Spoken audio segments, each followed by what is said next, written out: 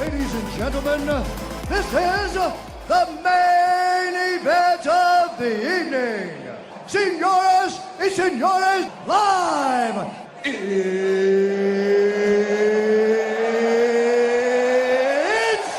time!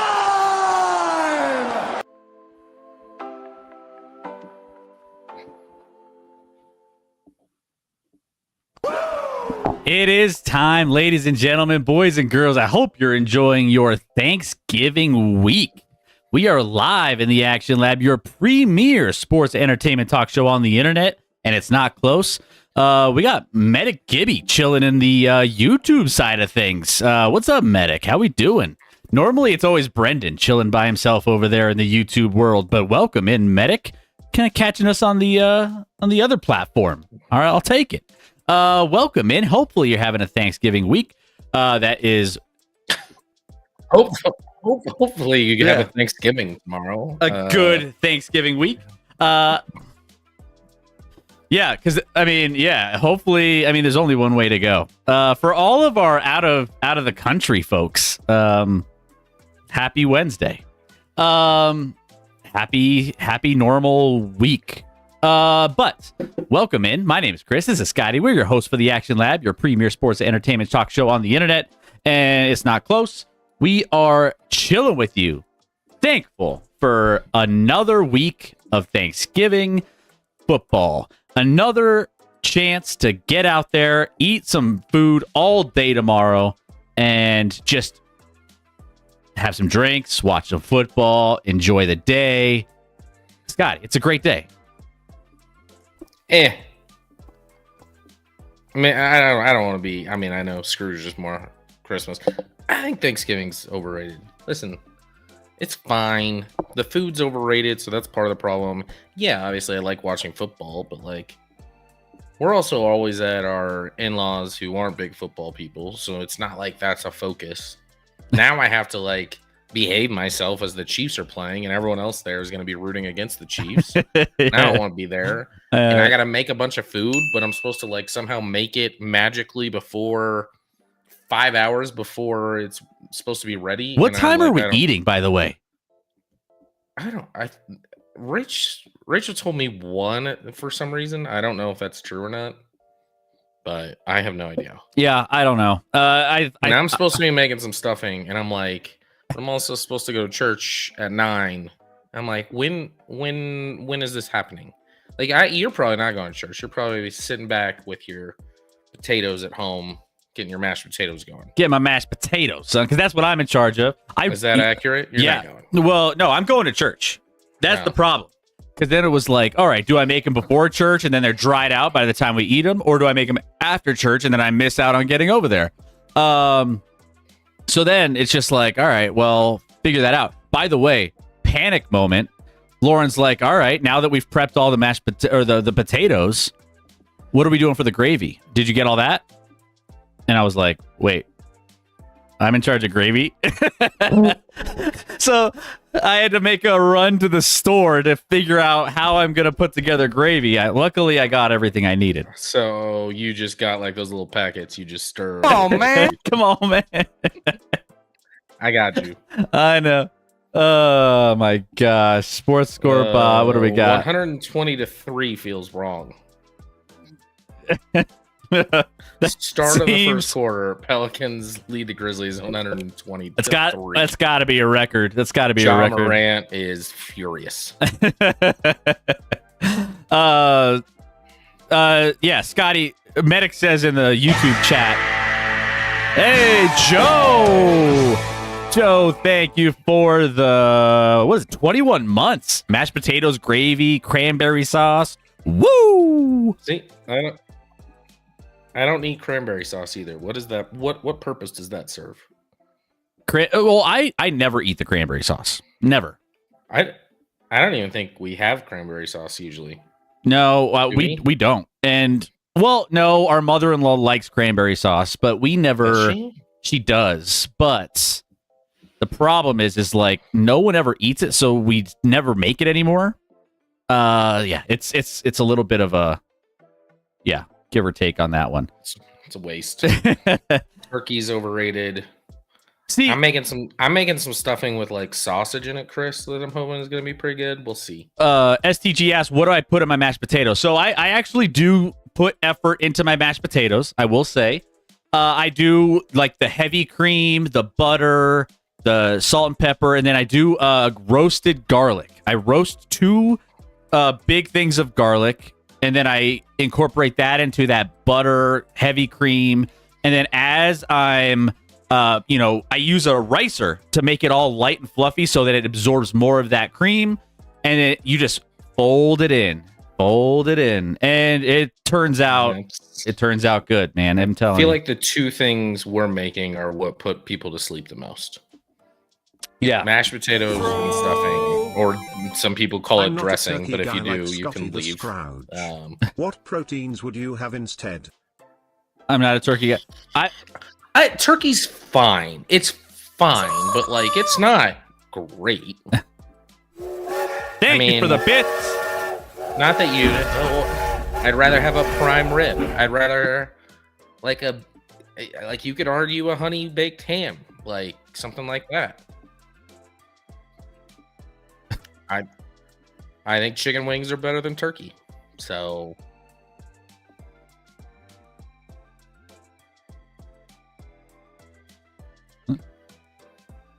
I mean, wings are good. Yeah. I could always approve of wings. I'll take wings all day. Next year, Scotty, though, we're gonna do a fried turkey. We're gonna give it a go. We're gonna have some fun. I volunteered us. So yeah. You keep saying yes. Deep fried. We're gonna turkey. deep fry. That's yes. I'll be the captain. I'm gonna be at a far distance. I'll be out there.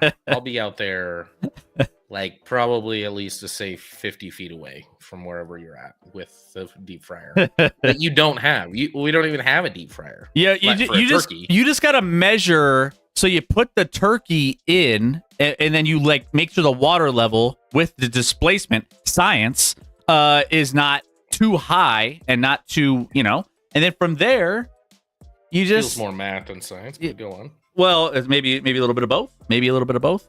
You're talking about the amount of something. We're talking about like milliliters and ounces and liters and water, and I mean then you mix in the oil, then displacement. Yeah, I don't know, whatever science or math, and then boom goes Let's dynamite. do it indoors. Let's really gamble. Let's do it inside. I bet Chris has that on his Christmas wish list. I mean, I would take a Christmas wish list. Everyone will be eating good next Thanksgiving. I'll tell you that. Prime rib, I'm down for. Roast beef, prime rib, beef Wellington, even roasted chickens, says STG. Sure. The little Cornish Prime rib's the hens, you know? Prime rib's the best of those, but they're all. I haven't had a lot of beef Wellington. I'm sure I'd Ooh. like it if I had it more often because it's got like that's the one you got the crust around it and all that. But yeah. I've made that I think twice in my life. It's involved. If I had I'm not a big just straight up fried chicken guy. Like I like wings more than I do, or like chicken strips more than I do like fried chicken. I feel like fried chicken's too salty.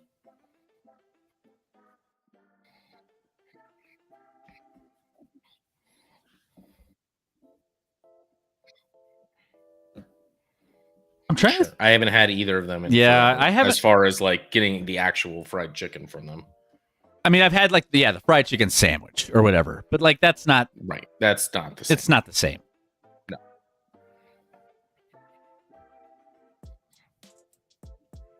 Sure, and that's what a lot of them are, but it's still different than like a piece of fried chicken. I feel like I don't know how to explain it, but like.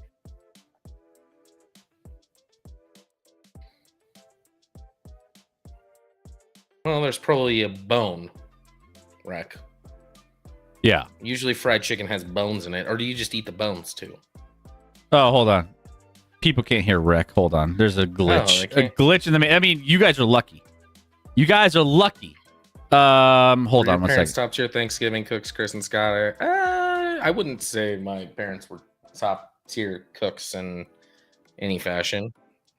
I mean, they were. I grew up fine. I didn't mind the food, but I wouldn't call them like great cooks. And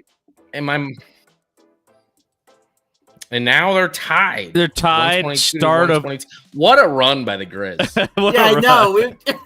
What an incredible run. Um, Down 120 to 3. run. And you get back in the game. Let's go. Were your parents? I think ESPN is just high because at one point in time it's like, oh, but earlier it's like, yeah, it's like 35-25 Pelicans in the first quarter. Yeah. I would say my parents were good cooks, or at least my mom really good. Thanksgiving, she can crush through. She loves her turkey. She makes the turkey, everything. She's got it on lockdown. She's solid. Always good. But yeah, we have a lot tomorrow, Scotty. We have a. See, there you go, like Diacola. 20 what do we have? Like 27. 27, people or 28, something like that. I don't even know, but it's going to be hot. It's going to be And- crowded. There's going to be and chaos. and we have to go around a table and everyone has to say what they're thankful for 1 to 2 Oh. times, usually 2 times, which feels I've never heard that. Unnecessary. Another one. Why? Yeah. yeah. I don't know why we had to do the second round. Just say what you got to say on your first round. Yeah. Just get it all out. Let's move on. Chris, are you rooting for the Cowboys? I'll be a Cowboys fan. You got to root for the Thanksgiving teams. You got to root for the Lions, the Cowboys. You don't have to, Chris. You could just admit your fear of the Chiefs.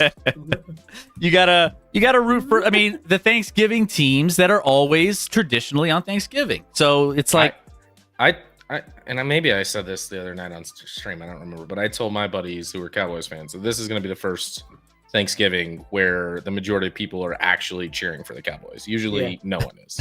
It's funny. So, did you see what happened? Speaking of cheering for the Cowboys, did you see what that Eagles school did? That Philly school did last week? Yeah, they're idiots. But leave it to Philly. Did No, you see that, Chris? Philly sports pride. No offense. Did you see that, Chris? They had like punching bags of with boxing gloves. And they had Cowboys posters on Players the boxing. and this is like an elementary school, Chris. This is like 7-year-olds just going to town, and the teacher's just there, like just clapping them on. Hercules. Like I'm like, what is wrong guy with just you people? beats the piss out of CeeDee Lamb, and he's like, "Oh my!" Yeah, they're like, go do it. It's like that's great. But- great teaching, but- Philly. Philly needs KC win, so Philly will be on your side this Thanksgiving. I mean, That almost feels worse. I don't even want. I don't want Philly. on my side. All No of a offense sudden- again, Philly sports back. All No of a offense. sudden, Sky is ready for the Chiefs to lose because the Eagles are with him. No, that's not true. But, Yeah. So we got a Hi, lot to get. Medic. We're going to be previewing all of the Thanksgiving games and a couple other games as well. We'll do our best bets as always. We do have a couple things that were popping off in the media. We had a couple declarations going on. Plus, we have some college basketball going. We have a championship. Scotty, your boys, Kansas City Jayhawks ended up winning, beating Rex Tennessee Volunteers earlier on tonight, coming back from a deficit. I think they were down 11 or something at one point. 12. 12? in the second half. Great. Yep. So congrats, Scotty. Got a It's gotta- not a big deal. We did what we had to do. We're a great team. We didn't even have the best player in potentially college basketball, the number 1 overall pick next year. He'll be back soon. And then our second or third best player, depending on who you ask, fouled out with like 8 minutes to go. And still pulled it out because we're just the greatest to ever do it, Chris. Meanwhile, my Gonzaga Bulldogs are getting the doors blown off in the championship game of Do their you know how tournament. this worked? This like little tournament, by the way. So I didn't realize what it was until last night when I was watching this game, and they were like, the Gonzaga Bulldogs need to win this game by 14 in order to qualify for the championship. And I was like, wait a minute. Wait, what? I've been following their games and stuff, but I didn't realize it was a different format. So they ended up winning by 39, which qualified them for this championship game against Michigan.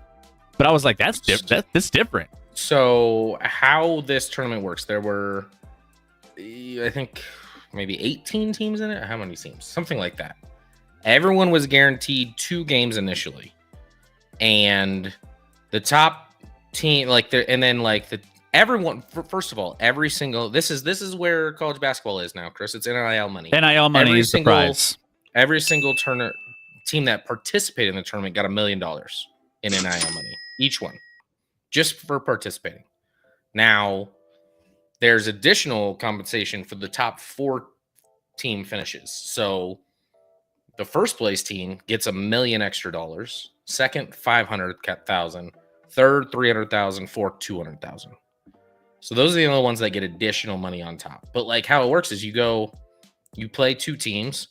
You obviously probably have to go 2-0, and then it comes down to point differential as who gets to play in the first, in the championship game.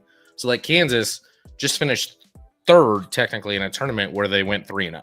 Like kind of bizarre in that sense, but also there was a team in Iowa State that went 3-0 because everyone gets a 3rd game regardless, and they didn't get extra money, Chris. They didn't even make the 3rd place game, but they won all their games.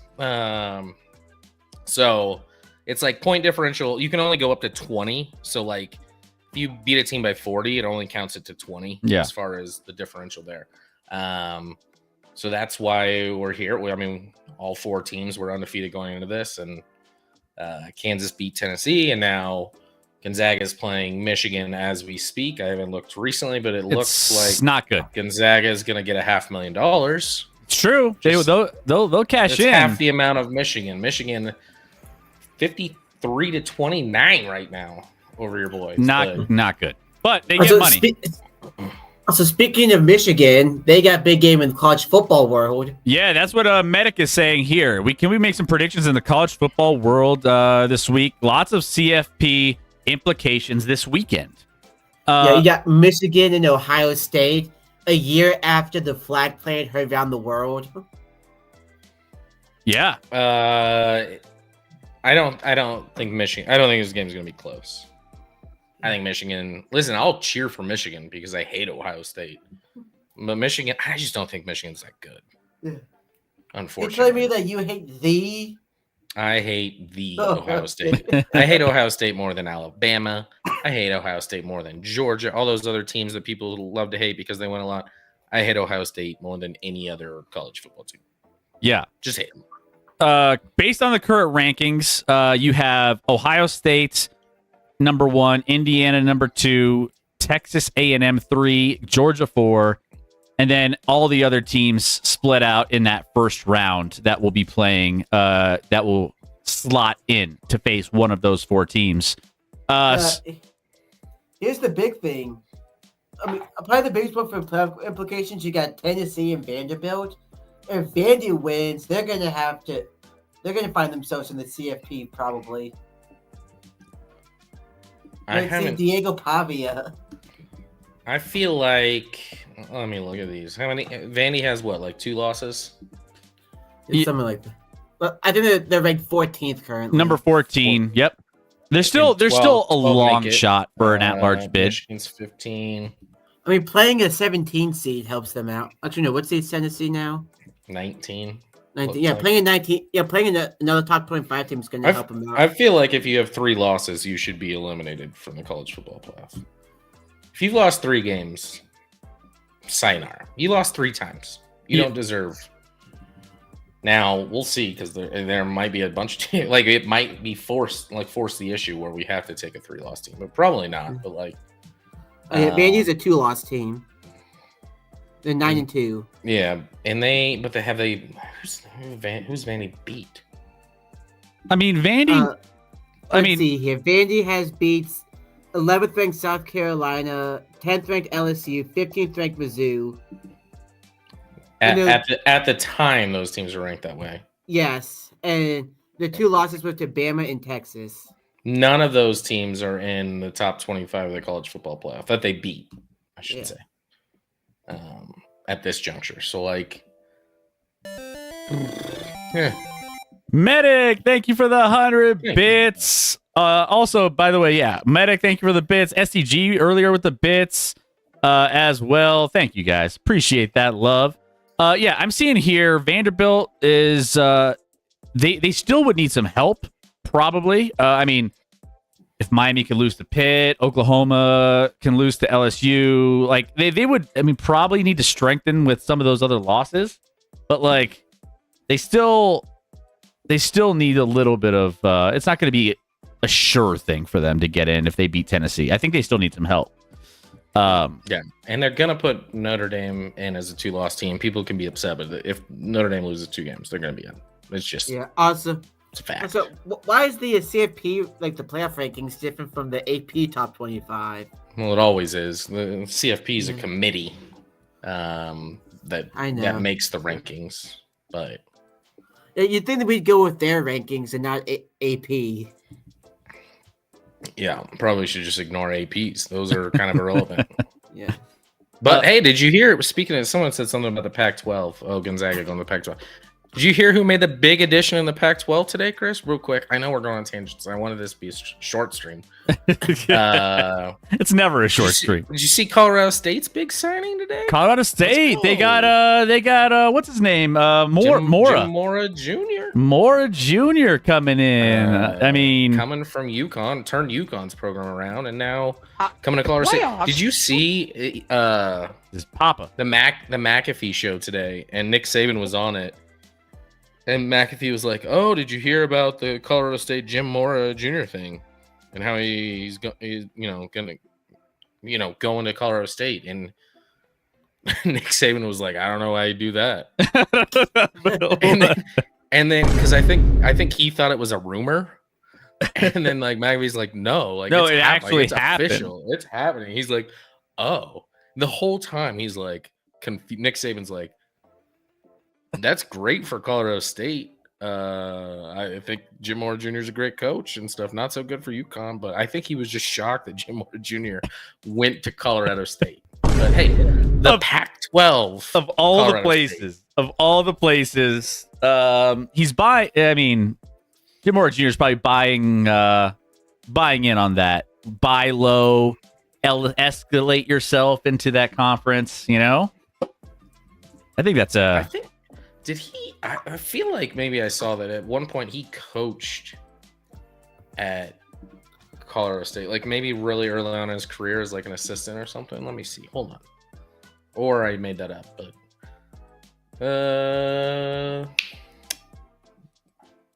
probably made it up. I don't know. just make shit. Don't see make anything, shit up. Don't see anything on there. I mean, we could believe that if we want. We'll believe it. Why not? Do you guys think that whoever wins the ACC can compete in the CFP? No. Probably not. No. Who's the best in the ACC right now? Like Miami? ACC, yeah, Miami. No. I mean, right now, the current bracket, just based off of the current rankings, you got Miami against Oregon, and Oregon will probably take care of business there. That would be incorrect. It would be Texas Tech. Is it- versus Oregon. Or Texas Tech versus Miami. Oh, And then am I Oregon would play oh. BYU. am I looking at the wrong? Yeah, Oregon against the Mormons. Anyways. Yeah, you're looking at AP. Actually, no, you're not even looking at AP. I know what the hell you're looking at. I'm looking at Probably an old graphic or something. Yeah, it's Tech, Miami, Oregon, BYU. Miami's Ole Miss, 12, Texas Alabama. Tech is 5. Now, keep in mind these top 4 seeds. Now, granted, last year it was different. Now, last year it was like conference winners were given the top 4. This And then year, they all lost. well, that's what I mean. Though I'm like, do you want to be a top 4 seed? I know you get a bye, but is it the kiss of death? We'll see. yeah. We'll see.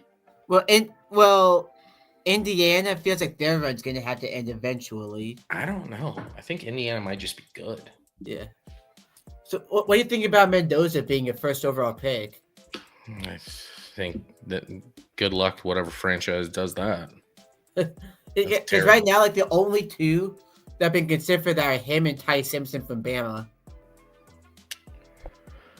Not a great quarterback class. I'll just say that. Yeah, it was supposed to be freaking elite, like 2018 elite. It's not. Yeah. It's That's what I said it was supposed to be. But I welcome all teams to take quarterbacks in the first round so that my team can get a better player. Well, It was and that's the 2018 thing. clip. I think there's going to be a lot of opportunities because, I mean, a lot of teams need quarterback. And if you can have all those other teams take quarterbacks and leaves all of those solid players that are like, I mean, that's the best. If you have your quarterback set, it's the best draft you can imagine, right? You can just stack talent. Yeah, you'll take it. Yeah, it's been that way for a while for us, but also I don't think this is a good quarterback class, so I don't think it'll happen this year. We'll see how many go in the first round, but Yeah, and even then, you got 3 teams that could use a quarterback with top 10 picks and a second first round pick.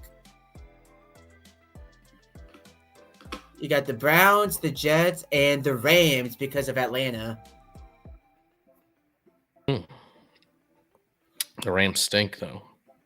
The Rams stink though. We're gonna get to our NFL here in a minute. I want to see though. There's 2 things that I want to get your guys' thoughts on, chat, here in a second, and I want to see if I have this. Is it on your Thanksgiving leftovers? Because I reject them. No, it's something else. But hold on. All right. Let me change this up real quick. Oh, that scorebot's working. The Avs 5-0 against Avalanche the Sharks. continue. The Sharks are a mistake of a franchise. Hey, they're like right around 500. Are Yeah. they? Yeah. That's a freaking miracle. They're what's their record? They're like 11-9-3 or Which, something. like, have you seen like Macklin Celebrini stats? 11-9-3. 11-9-3. That's interesting. Yeah, that's gotta be all on Celebrini because like they're talking about he's putting up stats. He's putting up numbers that have only been done by like Crosby, Gretzky, and Mario Lemieux. I want to do a little bit of a. Sorry, give me 1 second. I wanted. One. There's a couple clips out there that I was curious to get our thoughts on, and 2 of them are big proclamations. Scotty, I'm gonna go ahead and pull this one up, and I should be able to manipulate the sound for you guys. This first one is Stan Van Gundy. I don't know if you've heard this one, Scotty. The table now for me. Well, he might be the best player Hold on. So this is Stan Van Gundy talking about Nikola in the Jokic. history of the NBA. Here's the thing. My son says this all the time about every sport. He's more of a baseball guy, right? He goes, I understand the thought that you compare players to how well they did in the era they played in. But the evolution of athletes is, we can probably say that the best 20 basketball players in history have probably played in the last 20 years, Zach. Those other guys are great, but if you took them for what they were in their time and dropped them in today's game, a lot of those guys couldn't even get in the league. And I'm talking about some guys who are in the top 75 all time. And I don't say that to disparage people. We evolve over time. Athletes are getting better. How can you look at a sport like track and field or swimming and see that the times keep improving and think in our sport players don't continue to get better and better? Nobody's had a better career than LeBron in the league, and Jokic is on another planet. If I had to take one guy in history right now, not just in today, I'm taking Jokic. Okay.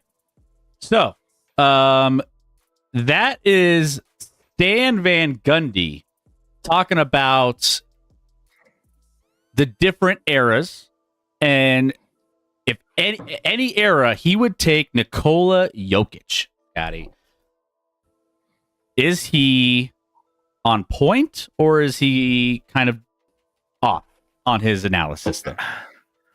I'll start with his first point that like players are better today than they've ever been, and that no one, like he got aggressive, like no one 20 years ago would even be in the league or whatever he said. By the way, happy Thanksgiving, Medic. Hope you have a great Thanksgiving.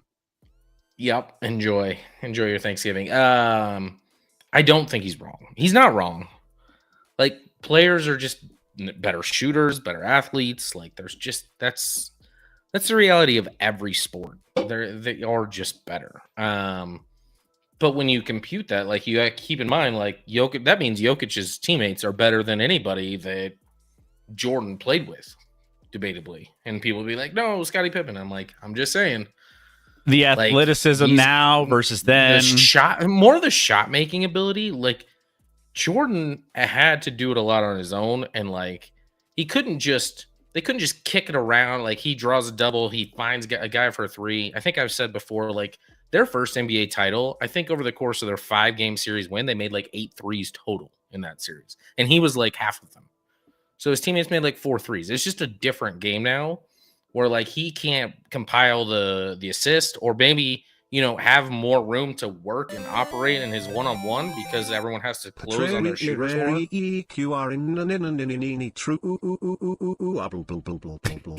Watch out, Thank you for the Patrick's- 200 bits, Evil. Thanks, Patrick's in trouble because he's going against the Cowboys defense tomorrow. Patrick. I'm here. Yeah. I'm here. Now you can't call Jokic the greatest player of all time. Like stats wise, he's phenomenal. He is phenomenal. But like, unfortunately, you have to combine that with team results, and one title is just not enough to anoint him that. Unfortunately, so listen, we know Jokic is great and phenomenal and all these things, but that feels aggressive to me, Stan. Yeah, so Feels aggressive. And without seeing the comments and whatever that was on, I'm sure most people are just calling him a bona fide racist. well, I don't know. so Medic in the chat, he's like, so you're telling me that Jordan, Magic, Bird, Kareem, or even AI is less than Jokic? And so, like, I do agree. I'm with you. I kind of agree that, like, when it comes to the players now, the athleticism, the medical treatments, the supplements that they have, the medical, everything, the training staff, the technology when it comes to weightlifting and all of these different things does factor in. Like, and that's why it's hard to compare. You can't really compare because, like he said, swimmers in the Olympics are breaking records every single year. Does that take away from the swimmers that were like dominating back in the day? No, it's just it's just different now. So, just because track and field, all of those things, you're seeing records being broken over and over and over. That doesn't mean the guys back then weren't fast, right? So it's like, it's a different era. So I mean, I do think that Jokic transcending offense. I think he is the best offensive engine to ever exist in the NBA. So I think he could thrive in like back in the day NBA style, like the way he plays, with his knowledge and everything else. But like, yeah, I don't know. I don't know if I can necessarily fully jump on with what Stan says here. Win a couple more championships though, and who knows? Win one more, and you're getting there.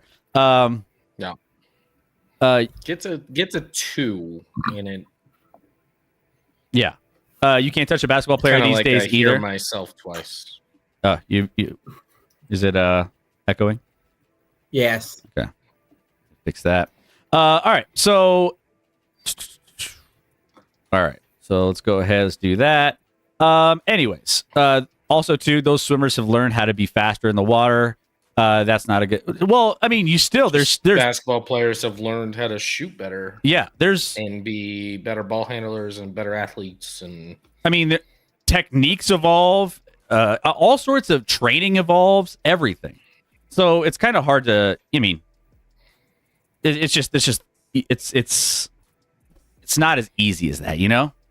should we also compare baseball players to? I mean, keep in mind, baseball players are facing the toughest pitching in the history of the sport. Like pitchers are throwing harder and faster and all those things than they ever have. So, yeah, I think it works across the board. I'm not trying to discount prior athletes at all. Like they were the best in the world at their time, but would they straight up be ready to all of a sudden a hitter that's usually used to a 92 mile per hour fastball has to now sit on a 98 mile per hour fastball without being adjusted to it? I don't know. Well, and even, I mean, I think there are some, starters in the NBA that aren't necessarily all stars that are very athletic, that can shoot, that could do some crazy things that, it's just a different, like athleticism, all that stuff. It's different now. So it's just, you just can't really compare eras. Every time you compare eras, you get into these dicey arguments. Anyways, just food for thought there for you guys. I know that always era talk and like who is better back in the day versus now, who would win. I know it fires you guys up. I know it does. Joke was I didn't know this. They measure the speed of a pitch now out of the pitcher's hand, and it used to be over the plate, which could be true. But how much is 100 mile per hour fastball coming out of a hand that travels 60 feet, changing in speed once it crosses the plate? I can't think of it. Can't be more than a mile per hour at the most. Like that thing's still moving. Yeah. All right. So let's go ahead. Let's get to the next clip that I have here, and then we'll get into our NFL talk as well. How do you compare Wilt to LeBron or MJ? I mean, you also got like NBA is difficult in the sense too that you're also talking different positions and different, like comparing across greats at different positions and different skill sets. You get dicey with that too, because of course there's going to be different stats and different skill sets that change when it comes to a center versus a shooting guard versus power forward. I mean, there's going to be different ways that those games are influenced over the course of those eras. I mean, how do you, shooting now versus back then, it's all so different. The game was different. The players were different. Positionally, like I almost think you need to rank, if you're talking NBA, you got to keep the categories as well, because it's like of best centers, best point guards, best, like those are a little bit more legitimate conversations when it comes to comparisons, when it's like, obviously you have the LeBron and Michael debates, you have like, those types of things, but they're vastly different. Anyways, all right. Last one here. Maybe that's a whole nother topic for a whole nother show. To ever do it, let's get to the second one, Chris. We're gonna get to We're going to get to this second one here. Let me pull it up and let me get this loaded in. We got a clip here from our boy Kendrick Perkins. Let's hear what Kendrick has to say.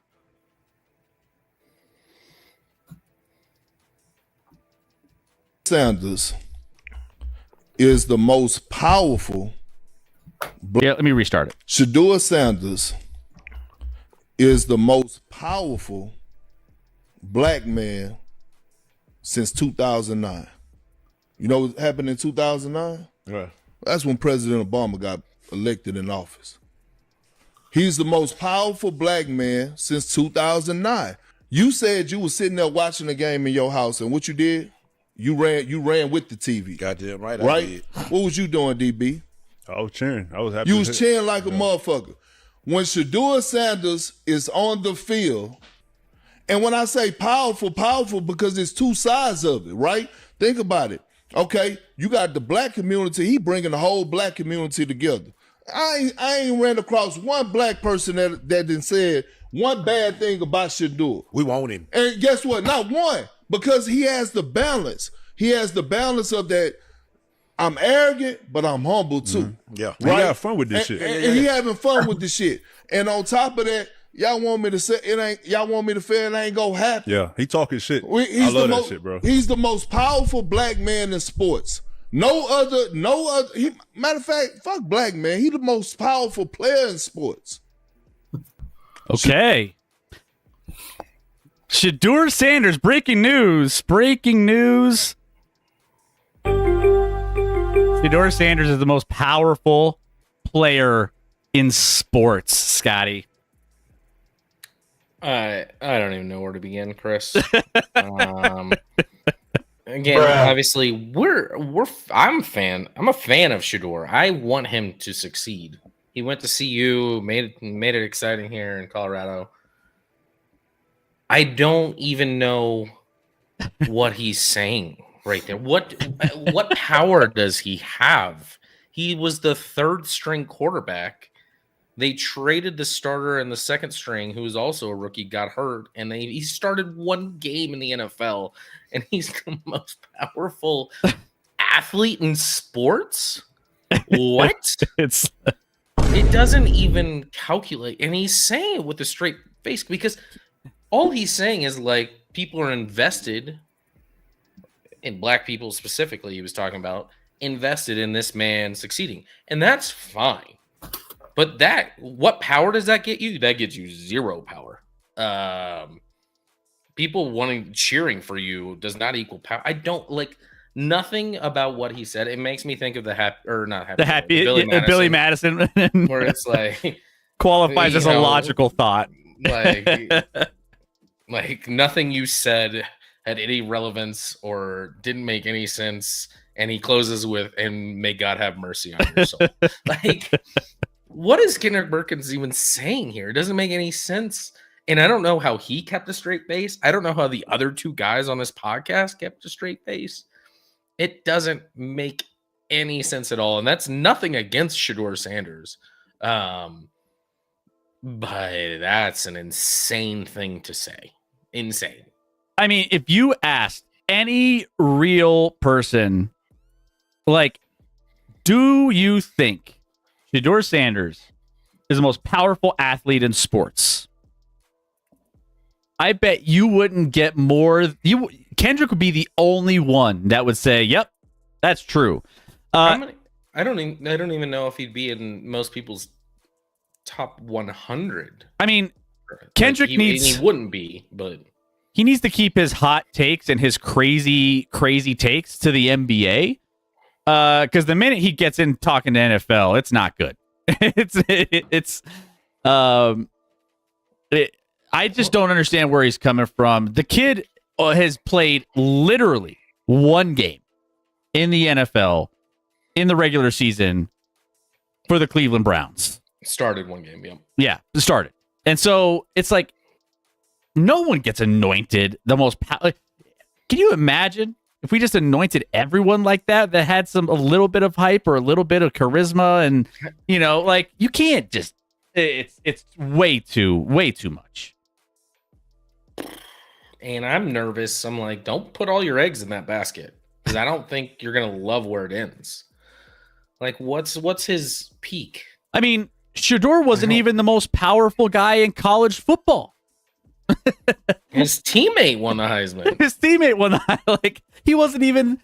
He wasn't Not even only the someone most. from a different team, his teammate. He wasn't even the most powerful man on his own team in college, much less like the most powerful man in all of sports. I just think Most powerful man, a third string quarterback that could throw 200 yards via a handful of screens. Well, with that being said, It's I just the Tim Tebow. It's the effect, Tim Chris, Tebow but effect. in the totally opposite way, but like in the same way. but this You know is what I mean? this is like the flat earthers. This is like it. Like people will see this and they'll just be like, "Oh, I believe that too." And then all of a sudden they start growing and they start multiplying all over the place. And before you know it, you do have that Tim Tebow effect for Shador, where everyone's like, "Oh, he is the most powerful. He's the best player. He's the best quarterback. He's the best athlete." Like, this will grow. This will have like a fan base that will generate from this, like the flat earthers, and people He will already believe it. has a fan base, and it's, as you can see, they're clinically insane. But that being said, all of this being said, Chris is all in on the Browns. I'm all in on Browns plus 5.5 with the most powerful man in the world. Give me the Browns plus 5.5 this week. I actually do like the Browns plus 5.5 as an option for one of our best bets, but it's just funny how that works. The term "powerful" is very powerful, says Medic. Ironic, isn't it? I would say that he's most powerful person in the NFL right now is Derrick Henry. Oh, well, powerful. I think literally, you're talking like physically, Like, which would still literally. be Derrick Henry would probably be like a lineman, but this is more off the field, like powerful, not on the field powerful. That would be even more insane to call him the most powerful person on the field. that would be, Like literally, physically. yeah, that would My be, detector test determined that was a lie. yeah, that would be a lie. So interesting. I just think Kendrick needs to stay in his own lane. Keep the crazy off the wall takes in the NBA, man. What are we doing? What are we Like doing? I'm going to the Browns like headlines on ESPN on their page, and it's like Shador not comfortable as Brown, like refuses to get comfortable as Brown starter. I'm like, what's to get comfortable about? You're only starting because the guy got injured in front of you, and you've had one start and you played okay in it, like against the Raiders. Like, well, of course he's not going to get comfortable. There's nothing to be comfortable about. Fun fact about Shador, he's the only quarterback in Browns history to win his first career start. Well, I don't know if it's. I think they said it was like he's the first in the last 17. 17. Good, dating back. First since the Browns became a thing again in '99. Oh, this Browns version. Okay, First quarterback in Browns 2.0 history. gotcha. Yeah. So, yeah. So, most powerful man in all of sports. But we do have Thanksgiving this week. And we do have Thanksgiving games that we are going to be breaking down along with a week 13 slate. We'll be putting together some of our best bets, and we can't wait. STG says at least he's not betting on the Steelers. I think you Are you are. betting on the Steelers in this game? I am not betting on the Steelers. Don't get too excited. Rec ruined that for me after 1 week. That's all it took for me. So yeah, we're not betting on the Steelers. At least I'm not. Scott, you can convince me. I'm all in on that one, man. You can convince. You can't say that with a straight face. You can bring me to the dark side here if you really love this. Speaking of Steelers, this game that we're going to be breaking down here, and it's Bills and Steelers. The Buffalo Bills going into Pittsburgh as 3.5-point favorites. Buffalo Bills minus 180 to win the game. Steelers plus 152. Over under set at 46.5.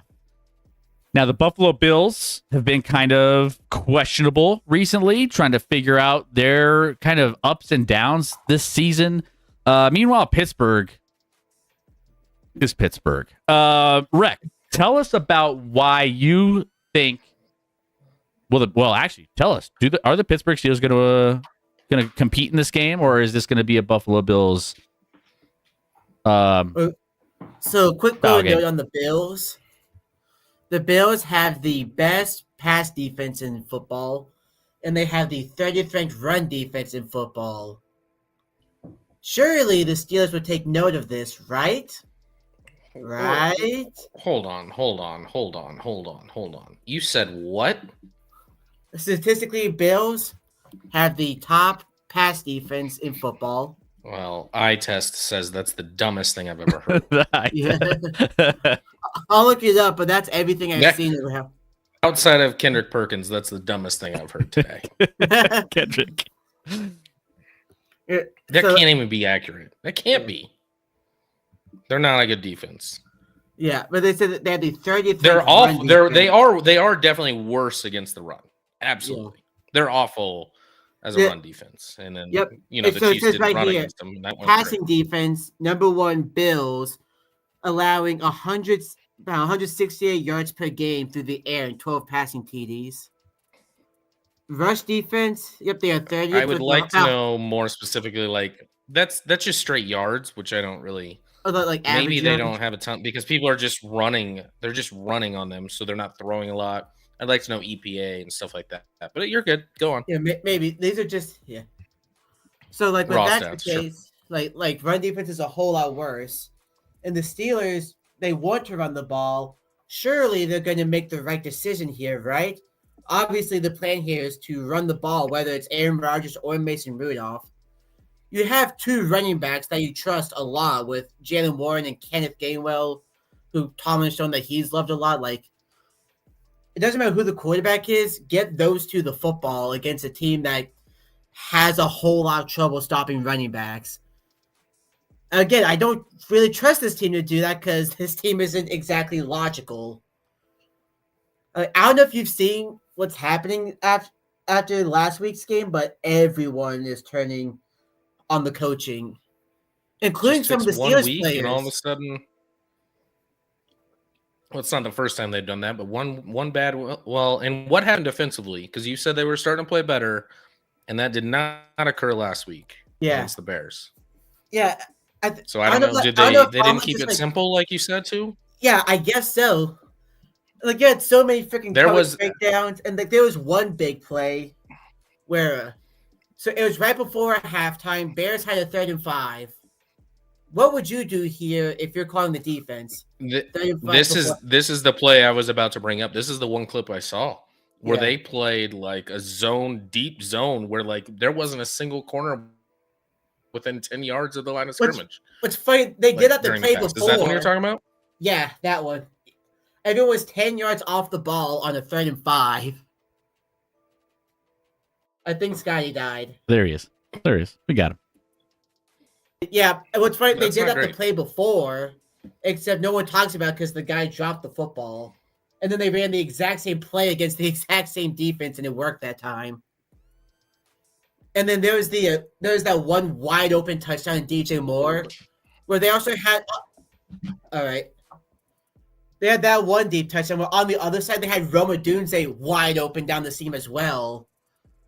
Like even look, Patrick Queen called out the schematics. The quarterback of the defense was like, "Yeah, no, these schematics suck."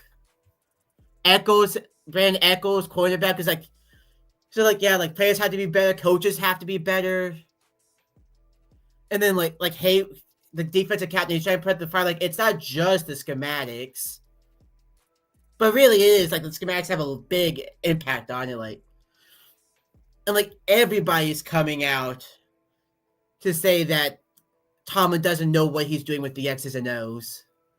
I mean, I've seen a lot of people on Twitter. I've seen a lot of, people on the various platforms, TikTok, all of them. You can kind of get a pulse of how people are feeling about teams when it comes to, the Steelers, especially the fan base. It's only going to get worse.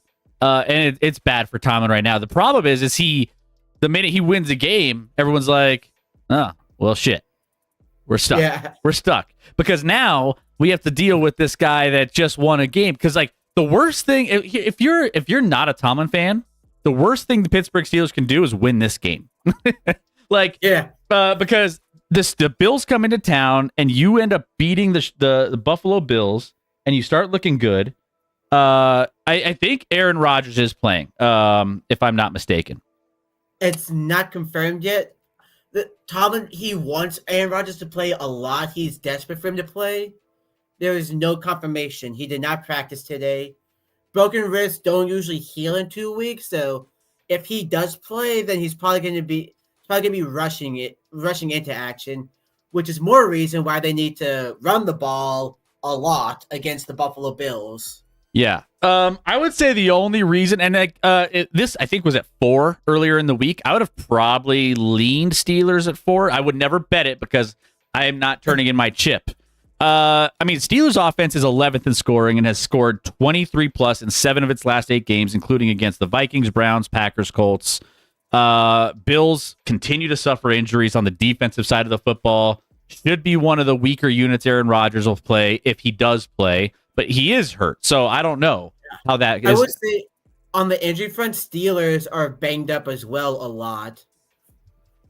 Hang on. I got to pull up the exact list because there's a lot. Yeah. Obviously, you got Rodgers who's struggling. You got so you're gonna have no Derek Harmon, rookie D tackle, who's quietly had a good season. Cam Hayward's questionable. Yeah, he's questionable. That was a little bit of a shocker. You have Broderick Jones, left tackle. He's actually been developing. He's not great yet, but he's been developing this year. So he's got a neck injury. That I don't know how long he'll be out for. That's gonna suck. And then Joey Porter's questionable, top corner. DK Metcalf's questionable, top receiver. A lot of uncertainty. Yeah, Alex Highsmith questionable. Derek Harmon out. I don't know why we didn't trade Highsmith at the deadline. We could have easily gotten second, third round pick for him. It's like, no offense to him, but he gets hairline. We have Nick Herbig right behind him. We'll be fine without Highsmith. Yeah. Yeah, so there's a lot. He's a great edge rusher. There's not enough here for me to put a bet on any one side. I will say, public, as far as Steelers plus 3.5, the public, 61% on the Steelers. The money, though, 84% on the Steelers. It's like, woo. Yeah, the Steelers would be the right pick if you had a lean. I'm not taking it because it's like, what are we going to have? Like, are we going to have the defense that the players can work with? Or are we going to have Tomlin thrusting his ego around like, no, I know what's best for my team, even though his own players say otherwise. Also, one more thing. This is big for playoffs because the Bills are currently in the wild card and the Steelers are a game out of the wild card. If Pittsburgh wins, they have a clear shot to the postseason, whether they win the division or not. If they lose, then the only way they can make it is through the AFC North, and then the Bills have a clear shot to the playoffs. Billy says, but today was walkthrough for teams not playing tomorrow, and tomorrow is the day to watch for injuries. That's true. I mean, you will have that too. So I mean, Wednesday is usually a practice day. The way it works, like Monday's walkthrough, Tuesday's film. So Monday's walkthrough and recovery. Tuesday's film. Wednesday is good practice. Thursday is whole practice. Friday is good practice. Saturday's walkthrough. Again, I've coached football. I've seen this shit firsthand. There's bad juju around this for me betting wise, and I know that because as we were talking about this, the light in my closet just randomly switched on all by itself, and it's a physical light. And yeah. I like you. I don't know if you guys saw me looking over a few times while you were talking, but a light just randomly turned on in the closet next to my desk. And it's one of those like switches. You have to switch it. So what does that mean for this game? That means I am not touching this game. There's bad juju around it. I'm not messing around with it. This game is there's something happening with it. And I'll just say this much: there's a clear path to victory on offense and defense. If the Steelers go down the clear, obvious path, they win. If they try to get too cute, they try to go too far, try to do too much, Bills win. That's what I'll say about this game. Halloween and Thanksgiving aren't far apart, neither is Christmas. I mean, we got a Nightmare Before Christmas. I mean, is that a Christmas movie? Is it a Christmas movie or is it a Halloween movie? Piglet, the closet light is a clear sign to vote on the Steelers. The closet light is a clear sign that something demonic is happening around this game when picking the Steelers in a betting. I'm back. Hey, Riley. What's up, Riley? 47 months. Thank you, Riley. Let's go. Go the demonic Bills. thing here is that Tomlin sold his soul to never have a losing season. Which is That's the why demonic thing. there's a lot of bad juju around this game. So we're just gonna skip it. We're just gonna skip it. And Riley, what do you think about this game? so there you go. That thing is not real. I don't know if Scotty has a necessarily lean in this one too.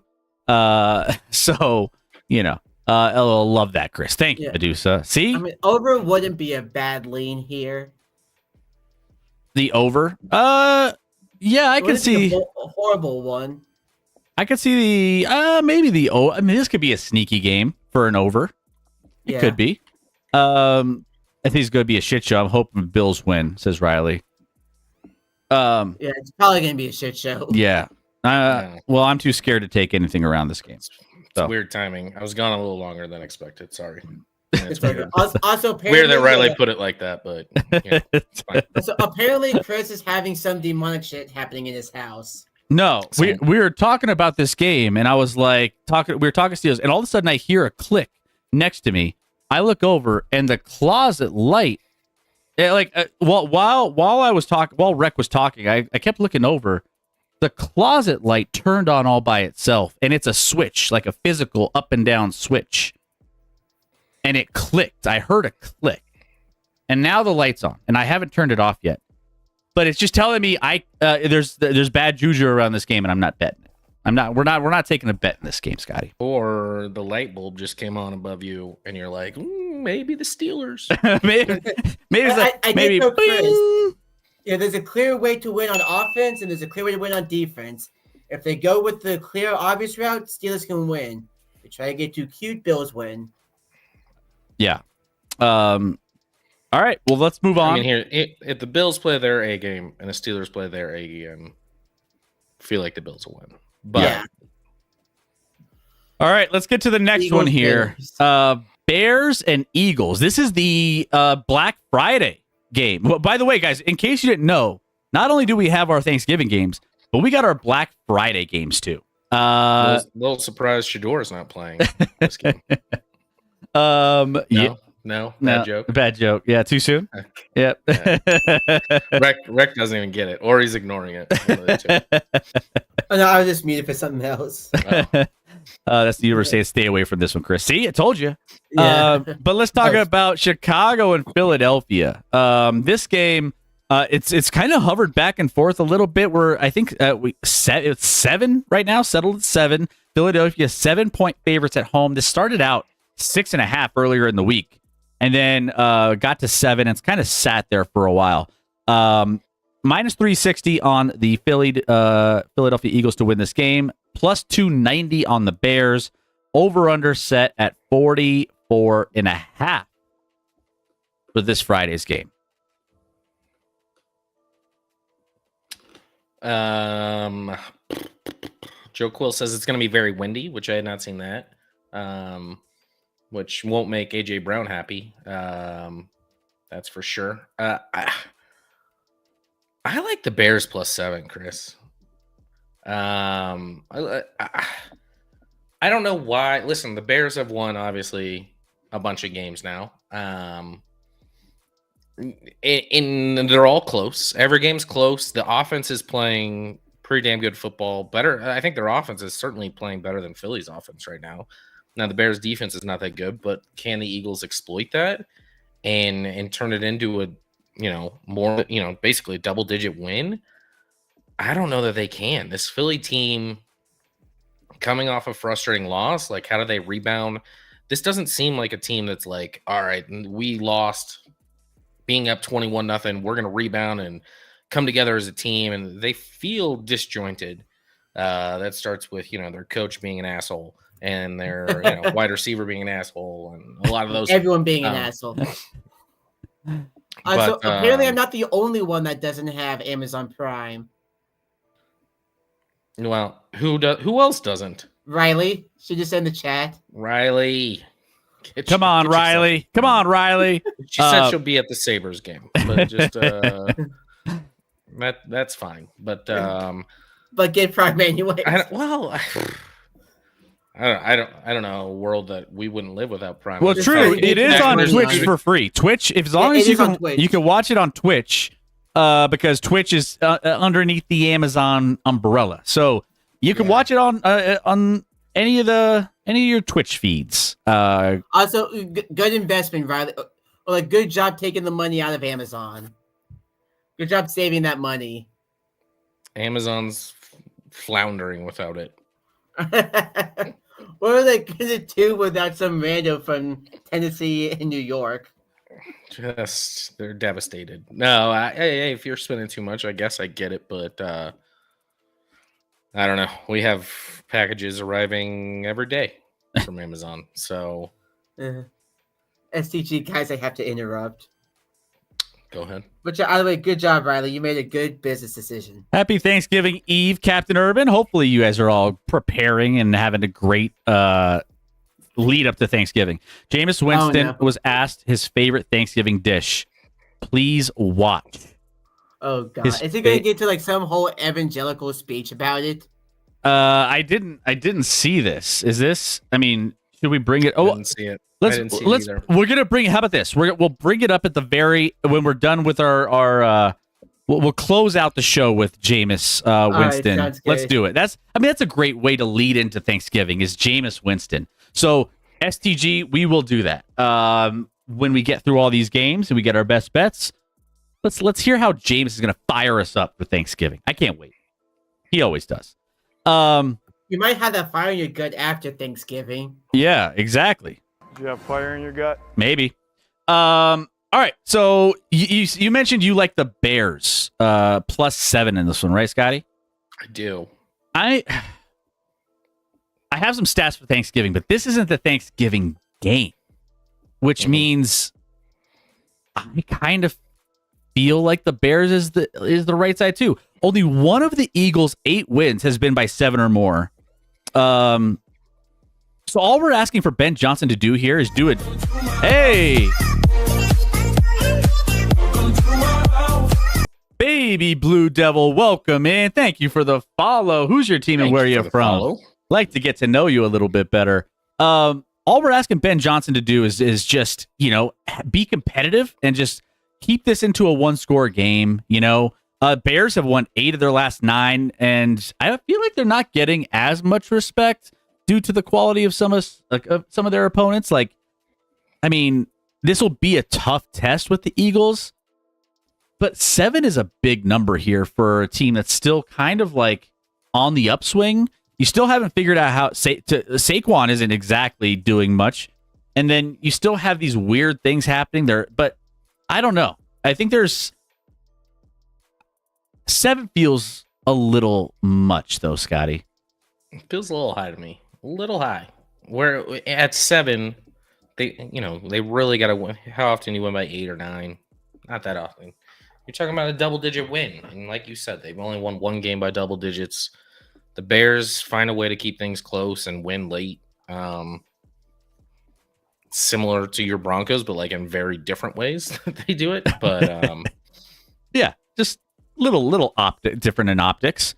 Mm-hmm. Yeah, so. Maybe this is one of our best bets. Bears +7. Maybe this is one we consider because I feel like we're getting a decent number here, in my opinion. Baby Blue. So Blue Devil, I should have put together Carolina Panthers, Pink Panthers. I don't know if they changed their color scheme recently, but welcome in. Good to have you. How do you? By the way, can I ask you as a Panthers fan? We don't have too many Panthers fans. How are you feeling about Bryce? What are your thoughts on Bryce? Is he the long-term solution? Yep. Curious to know your thoughts. Curious to Potentially see. a Duke fan as well. I'm just going out on a limb. On a limb. Yeah, probably. Yeah. Just probably all Carolina teams. Yeah. Also, too, everything is split down the middle with this. Public and money, basically 50-50 coin flip on the spread. Everyone is on the under, though. Under 44.5. 90% and 93%. Public and money. It's got to have to do with whatever this wind is. Yeah. That they're talking about. They're talking about, I mean, anytime things swing, maybe this changes a little bit. What's the over under? Is that it's still 44.5? I mean, the under is minus 115. I don't know. I mean, so are the Bears getting any of their linebackers back?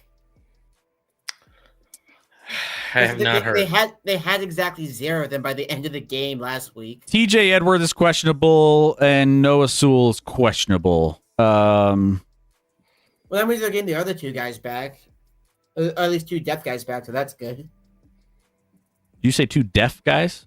Depth. I'm just kidding. They're 2 depth. Yes, they have F one. I'm just kidding. Yes, they have Grim Reapers. They have Grim Reapers playing linebacker. They have who was our mascot of the show back in the day? Blind and deaf. What?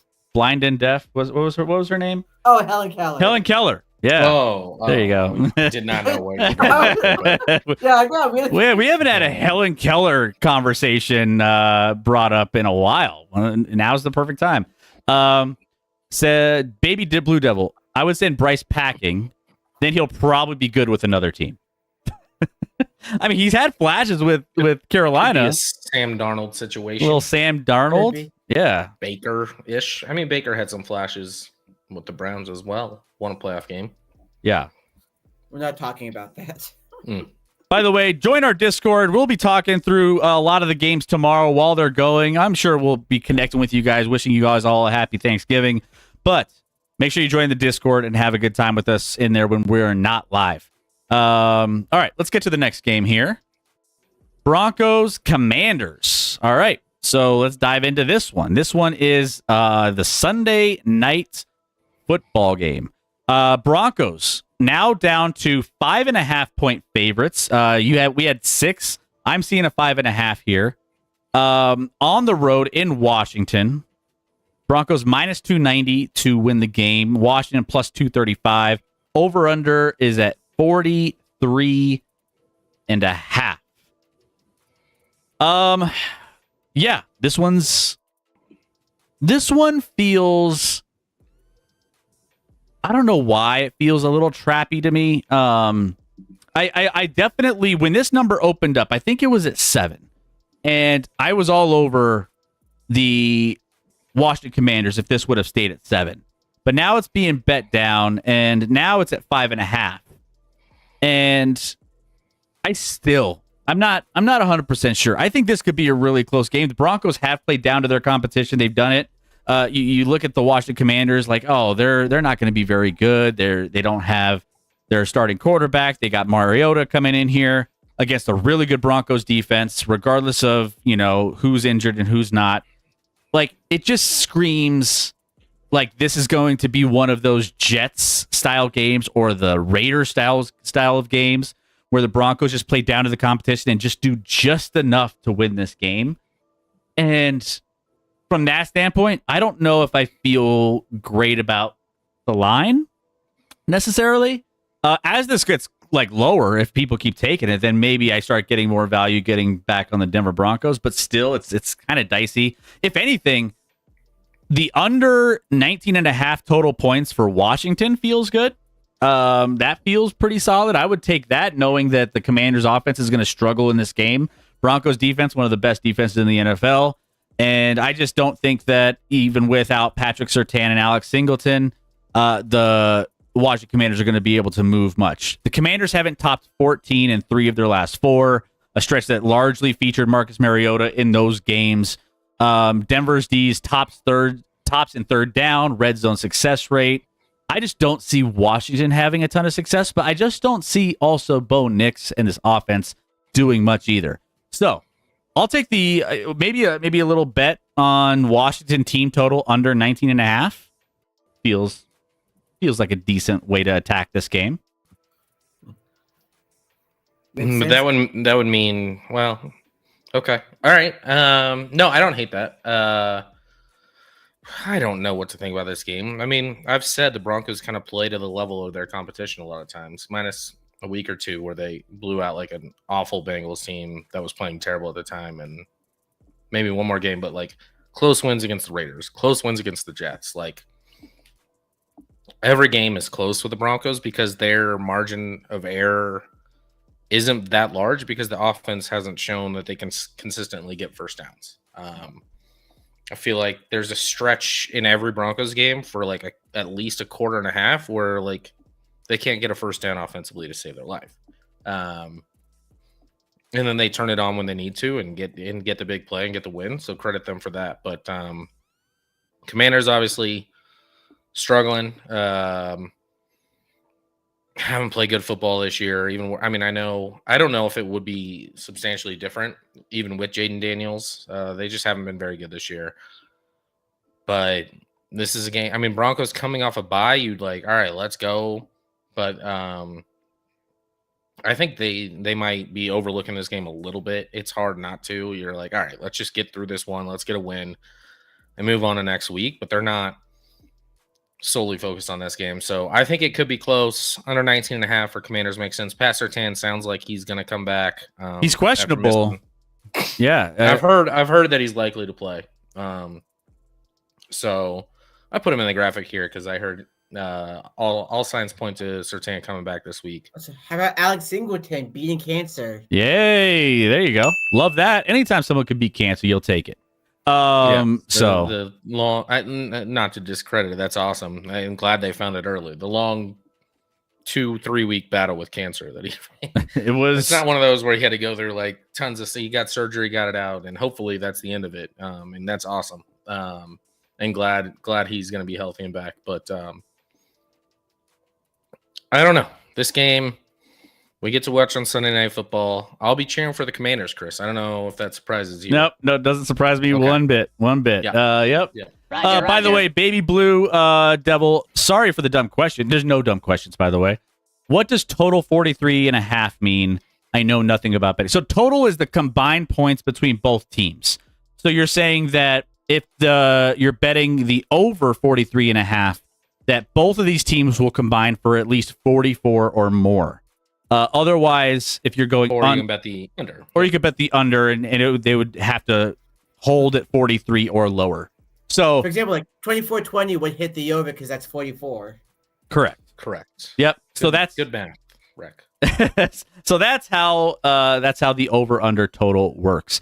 He also asks, do you think Marcus Mariota is washed up already? I mean, yeah, but he was washed up back in 2019. But I think he's a decent backup, but that's not when he was drafted 3rd overall or whatever it was. That's not what you wanted him to be. No, in comparison to where he was drafted and what you expected him, he's washed.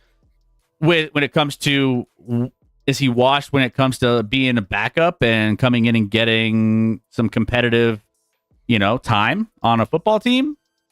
I mean, he's fine. I mean, he makes mistakes. He's not perfect, but he's not a starting quarterback. The only trap in this game is the reporters thinking they can ask a friendly question to Sean Payton. Next question. Nope. You can't do it. Nope. Woo. All right. So team total under we like in this one, and maybe, yeah, I don't know what else in this one. I don't know if I feel good about anything else. All right, let's get to some of the Thanksgiving games. Now, you know me, every Thanksgiving, I like to throw out a couple stats here and there about Thanksgiving because there just seems to be trends around Thanksgiving. Last year, I think I had like a laundry list. I kept it simple this year. By the way, Thanksgiving, here are some stats. Favorites on Thanksgiving since 2004 are 51-9 straight up and 40-20 against the spread. Double digit double-digit favorites are 10-0 against the spread.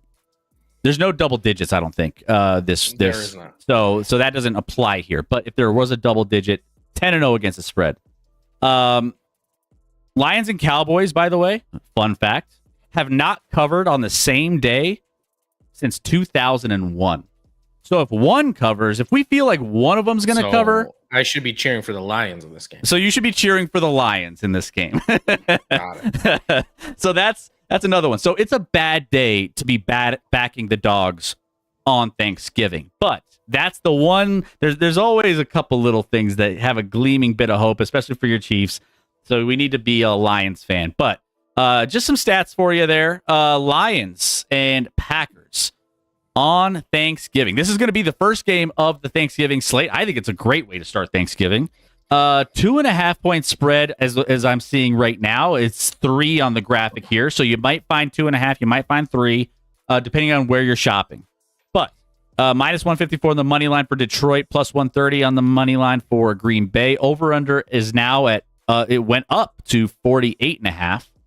So it's ticking, and then the juice is a little bit further on the under now that it ticked up. So 48.5 for this particular game.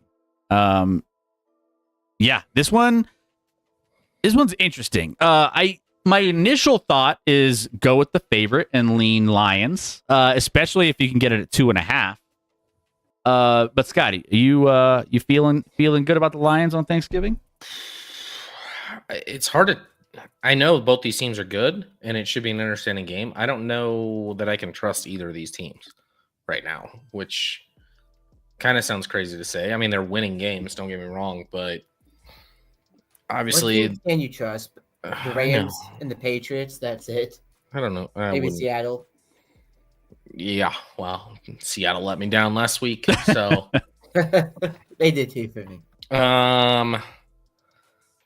I don't know. I don't have a great feel in this one, Chris. Two teams. It feels like it's gonna. I feel like the Packers are gonna give Goff some problems. I feel like that offense for the Lions is just not clicking like it has in prior years. And not close to. The Packers offense has been a little inconsistent as well, obviously, especially getting in the end zone. So I think this might be a grinded out. Like, obviously, they played week 1 and the Packers boat raced them, right? So we have that from, 2-touchdown win in week 1 for the Packers over the Lions. Packers defense is good, though. I mean, I think the Lions are going to have problems. I think the Packers, we'll see if Jacobs is able to play this Thursday, although I think he's leaning towards playing.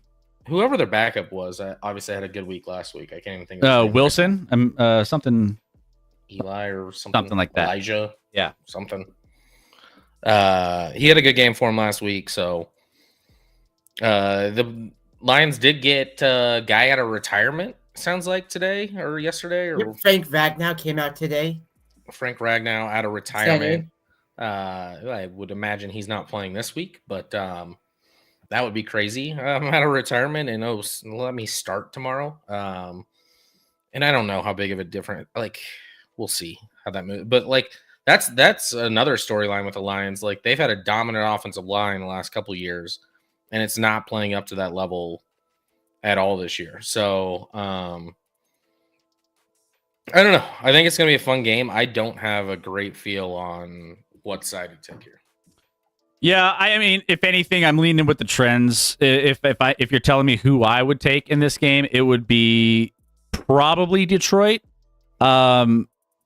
Just based off of the simple fact that I just think that, I mean, Green Bay has given up 27 points per game in its last 4 on the road.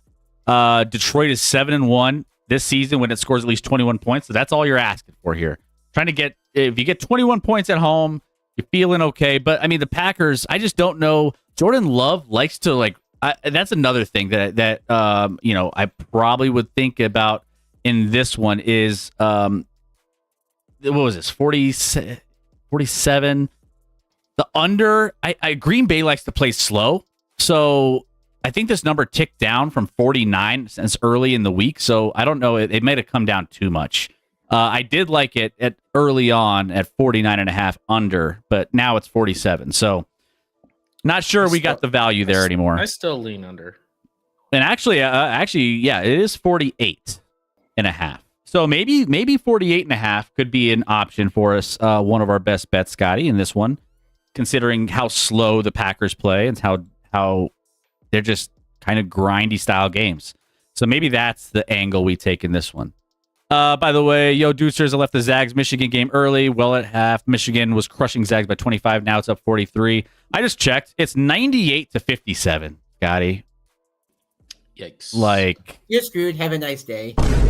damn. And there's still a minute 44 left in that game. That's Michigan. Not a great final. There, speaking of something, I saw someone said this is the best non-conference college basketball game matchup in years, and I was like, well, that's aggressive. That's yeah. I don't think it was Kendrick Perkins, but it Nope. was somebody else. Nope. Yeah, and it's not true. Has not lived up to the hype. That was a lie. Yeah, that was a lie. Let's see. All right, so welcome in. By the way, Tight Spot. It's great to have you. Yeah, Kansas versus Tennessee was great too. Don't tell Rex. Was a great game. Great to have you in, Tight Spot. It's been a while since we've seen you. Welcome back. Happy Thanksgiving. So all right, so we have the potential under here, and then yeah, maybe we stay away from Lions -2.5, maybe. But again, you want the cover because Lions and Cowboys never cover on the same day. I do. So Apparently. you will be a Lions fan tomorrow. Sure. All right, let's get to the next game here. We got Texans and Colts coming at you. This is a fascinating game because you have a Texans defense that has been playing lights out, going on the road as 4.5-point underdogs to Indianapolis. They are plus 176 to win the game. Indy -210. Over under set at 44.5. I think this is going to be a fascinating game. We got CJ Stroud, right? Coming in here, and we'll see if he can, elevate this Texans offense that hasn't exactly been very explosive whatsoever. So I think that will be interesting. Even with CJ, they weren't necessarily blowing the doors off, but this Colts team will be challenged, at least, especially with that defense that's just been feasting. Speaking of feasting on, it's Thanksgiving week. So, yeah, Scotty, how are you feeling about this Indy Houston? I feel like most of the bets have to be coming in on Houston after the big win last week against the Bills. They get an extra rest after that Thursday game. You have a Colts team that lost in overtime, now having to play a big loss in Kansas City. These teams play twice down the stretch, so this is their first matchup of the season in Indy. 4.5, like at first glance, looks like a big number. And I know the Texans defense is really good. I do expect some rust from CJ Stroud and what that looks like offensively. But division matchups, sometimes 4.5 is tough. Like it, even though I think Indy's still the better team here, Texans obviously winning some games. I mean, it's weird. Everyone's like, the Texans have looked great. They won 3 in a row. They came back in miraculous fashion to beat the Jags 36-29. So the defense didn't look that great. Tons of turnovers that they, part of that game too. Sure. And then an ugly 16-13 win against the Titans before last week's. Probably wasn't as well. It was somewhat as close to the score, but like Bills got some fortunate things that happened in that game to kind of keep it close offensively. I don't know, man. I feel like I'm saying that with all these games. I don't know. I think Indy wins this game, but I don't know if they cover 4.5. Yeah, the early value was 3.5 early in the week when Indy started out on that side of it. I honestly, I'm leaning the under in this one. Under would be my play if I had one in this, because I know the Texans defense is going to be good. We saw a weird, you saw this offense last week, Scotty, the Colts offense kind of sputtering a little bit. You had the running game that wasn't exactly as explosive as it has been. So maybe that's slowing down going against a good defense as well. And then the team they played takes the running game away quite well. Yeah.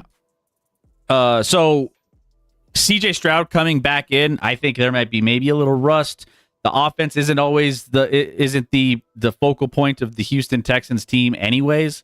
And then the Colts, I think, might struggle to score here. So I like the under 44.5 if I had a play in this one. If we want to think about that, that would be the only lean I have, at least on this one. But I think this is going to be an interesting game. I would like for the Texans to compete in this game. I just don't know if they win this game. I mean, it's a big game for both teams. Texans at 6-5 need it to stay in the playoff race, and obviously Indy now at 8-3. You got Jacksonville a game behind. You play this Texans team again, so they need to win as well. So both teams need to win in this spot pretty badly. Real tight spot says Lions, Colts both win. All right, he's claiming his calling his shots. I can't believe that the Jags are just a game back of the Colts. That is actually wild. Well, and the Colts have not played the Texans or Jaguars yet. Yeah, that's like most of their remaining schedule is. That's going to be huge. 4 games against both those teams. 2 against the Texans, 2 against the Jags. So it's gonna be that division. We thought it was gonna be kind of a shit division. It's kind of turning out to be somewhat interesting. I think the Jaguars are the worst of those 3 teams. And yet somehow they find themselves in the mix. Somehow, like, it's weird. Given all the circumstances of all their turnovers and who they are, like, you never know what you're getting with them. All right, let's get to your boys. We got the Chiefs and we got the Cowboys. 2 of your teams that you follow the most. Now, you know, obviously you feel probably a little conflicted because, I mean, well, no, you don't. You want the Chiefs to win. But this game, we're sitting at 3.5 points for the Kansas City Chiefs as favorites on the road in Dallas. Chiefs minus 180. The Cowboys plus 150. Over under set at 52.5. This went up over the course of the week to 52, which I also have a lean. I kind of tend to lean the under on that number. Well, the Chiefs, if their offense is working, although in Dallas, here's the thing, I'm nervous about this game. Dallas is playing better football than they have all year. I mean, obviously they made some additions at the deadline with like Quinnen Williams and whatnot.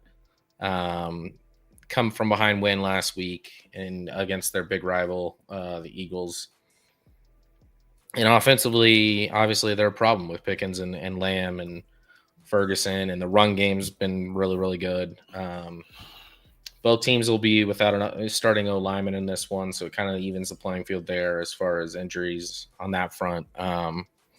Chiefs without their guard, Trey Smith, and the left tackle, Guyton, is out for the Cowboys. So I don't hate the under because I feel like the Chiefs are a lot of times methodical in their drives. They're long.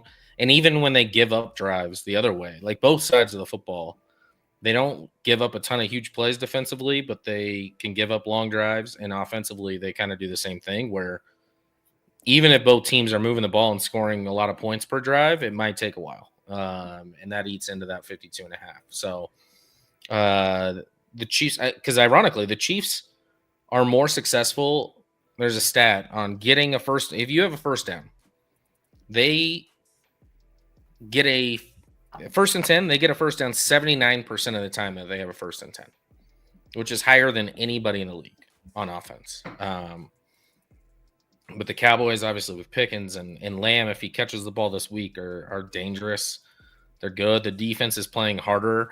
Now, one thing I will say is this year, which hasn't always been historically true, but this year, especially for the Chiefs, they've been much better against zone defenses, which is what the Cowboys play predominantly, almost more than anybody in the league, is they play zone coverage in the back end. So if they do that, I think Mahomes and the Chiefs offense will be able to move the ball on this Cowboys D. It's a question of what Chiefs defense kind of shows up for me. Is it the defense of the second half last week, who faced the number one offense statistically in the league and absolutely dominated them? Or is the defense that the week before played a bad Broncos offense and looked like they didn't know what they were supposed to do on third down. I don't know. I'm going to be nervous about this one. Listen, and if the Cowboys win, I'll be happy for the Cowboys and my buddies who are Cowboys fans. But obviously, would like a win on Thanksgiving with the Chiefs. Don't want to ruin the holiday, you know. Yeah.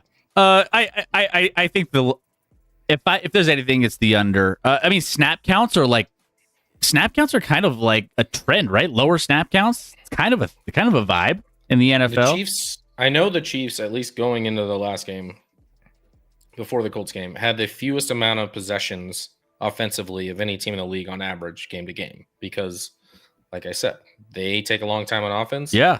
Their defense doesn't give up a lot of big plays, but gives up first downs. Exactly. And so I think, the Raiders, there was a Raiders game. They only managed 29 offensive plays in the last month's loss when the Raiders only managed 29 offensive plays. Snap counts in general reduced in that case. I feel like the Chiefs offense, it's working. But when it's working, it's chipping its way down the field. It's not big, huge plays. Then you mentioned the zone. Maybe they could get some success on that. But it's not typically how they've been winning games. Recent improvements to the Dallas defense suggest they could be good, against this Chiefs offense. And then also the Chiefs have been playing some decent defense. They shut down Jonathan Taylor and that team last week. So, when it comes to a couple defenses playing really well, the total being at 52.5, I don't know. The style of how the Chiefs play this game, I think is going to slow everything down. I lean under. I also was looking there. It's kind of, you're looking at the spread, -3.5 for the Chiefs. At that number, 67% of the public, 82% of the money, all on Dallas. So lots of backing on the Dallas side for this particular game. Real tight spot in the chat says Chiefs by 30. And then That'd be great. I like Denver plus 160 on this one. At least the money line. Is that what the money line is? No, money line's plus -330 or something. I think he's talking about this game. Oh. He's making a joke. Oh. Joke was the number one cause of indigestion from Thanksgiving dinner. We'll be watching Chiefs Cowboys. Speaking of watching, this will be the biggest has game. the potential to be the most watched regular season game in NFL history. This will be everyone that's like, I hate both these teams. Well, you're gonna watch. Everyone's gonna watch because you want the Chiefs to get destroyed by Dallas, and obviously Dallas is America's team. Like everyone, Dallas is a massive, massive fan base, and they're peaking at the right time. People want to see the Chiefs lose. You also have a lot of Chiefs fans out there. So it should be the 8 p.m. game. Couldn't disagree more. Dallas is always in that afternoon slot, but I wouldn't want to have to stay up for it. So no, this is the perfect time. Change what time you eat if it's conflicting with this game. Watch it. Yeah. You don't have to watch the 8 p.m. game. That one you can skip. You don't have to watch Joe Burrow in his return. Just pass that one up. It is official. It is official. He will be starting tomorrow against the Ravens. A loss will essentially eliminate them from the playoffs. So now it's 3 wins. They're eliminated. Now it's time to get to our best bets of the week.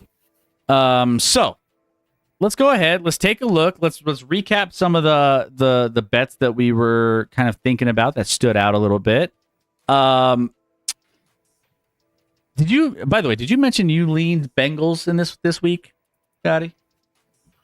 No, I didn't. Oh. But what is the line, like 7 on that? It's 7. 7, the Cincinnati Bengals plus 7. Joe Burrow's coming back to play Baltimore in that late game on Thanksgiving night. I could see the Bengals covering, although I think there's no chance that they win that game. I think the right side in that is Bengals plus 7. Also, what's the money on that? Let me take a look and see what that is looking like. Because you gotta think everyone's betting on Cincinnati because they get Burrow back. Yeah, You got it's Let me take a look here. The money, at least on the spread, you have 61% of the public, 59% of the money on Cincinnati, Okay, plus 7. So that's not like insane. No, it's not crazy.